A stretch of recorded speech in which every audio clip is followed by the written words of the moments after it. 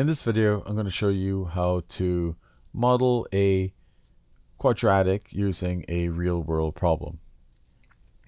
Alright, so a ball is thrown vertically upward from the top of a building, 96 feet tall. Let's kind of just like draw a picture for this as we go. Say this is the building. The building is 96 feet tall. With an initial velocity of 80 feet per second. Okay. So a ball is being thrown vertically upward from the top of a building, right? So I'm picturing like a ball. It's being thrown upward from the top of a building. It's probably going to go like this and maybe hit the floor. Let's see. The distance, s in feet, of the ball from the ground after t seconds is this. So this represents the distance given seconds. After how many seconds does the ball strike the ground? Okay. Now, first thing I want to do is rewrite that so that it's in standard form, right? Like I want my the highest power in the front. So s of t is equal to negative 16 t squared. I'm just rewriting it. I'm not really doing anything here. Just putting that negative 16 in front and that positive 96 in the back. All right. So if I want to think about a little graph of this, right? This I could say is my y-axis. This is my x-axis right here, right? There's a starting point. That's when time is 0. So if my t is 0, the height of that ball is already 96 feet above the ground, right? So I know this y value here is 96, right? This is time. T's time. And this is my s of t, which is really, I'm not sure why they use s. Maybe d would have been a better thing. But anyway, the distance, or the h, right? H of t would have been made more sense to me to represent the height. All right, so t and time, and this is the height. So let's write that there. Height and time. Okay. So we want to know after how many seconds does the ball strike the ground. So this is when the height is 0, right? This is when the height is 0, and we want to know how many seconds, right? Because this is time in seconds. And this is also 0 height, 0 time. So let me just erase that 0 there. 0 height, 0 time.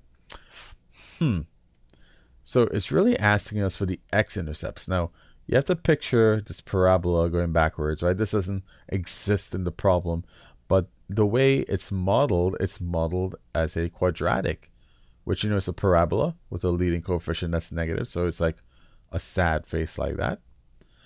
And let's just find the x-intercepts. So how do you do that? We have to factor this thing and let it equal 0. So we want to know when the height is 0. All right, we're going to get two values, one for over here and one for over there.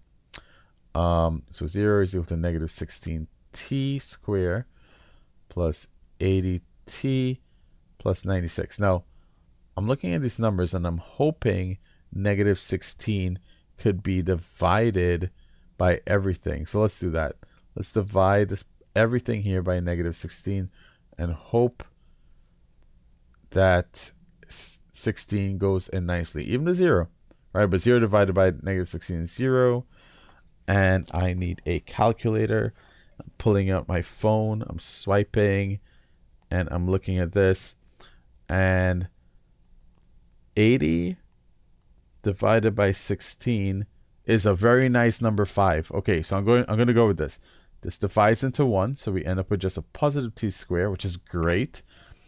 80 divided by 16 is 5, but since it's a negative 16, it's a negative 5t. And that 96, I believe it's divisible. Let's see what 96 divided by 16 is a nice 6. All right, we got some nice numbers here, but since it's a negative 16, it's a negative 6. Okay, much better, right? Solving this looked not very nice, but solving this looks a little bit nicer because it looks factorable. Hope you remember how to factor two numbers or two things that multiply to give you t squared. Well, that's just t and t. It could be negative t and negative t, but there's no negative time in our problem here either. Anyway, and two numbers that multiply to give you negative 6, but add to give you negative 5. Right? Multiply to negative 6, but add to give you negative 5. Multiply to negative 6. So that's negative 3 times negative 2. Nope, that will give me positive 6. So one of them must be a positive. So negative 3 times 2 is negative 6. But that doesn't add to give me 5. I'm thinking negative 6 and positive 1, right? Negative 6 times positive 1 is negative 6. But negative 6 plus positive 1 is negative 5. Found my winning combination here, guys. So we end up getting t equaling 6, right? If you have to think about only this piece equaling 0 and only that piece equaling 0. Well, t has to be equal to 6 to make this thing 0, or t has to be equal to negative 1. So this, if we were to continue that parabola back here, that would be negative 1. But for the real number that we have over here in the real life, because we can't have negative time, it's positive 6. So at 6 seconds, that's when the ball strikes the ground.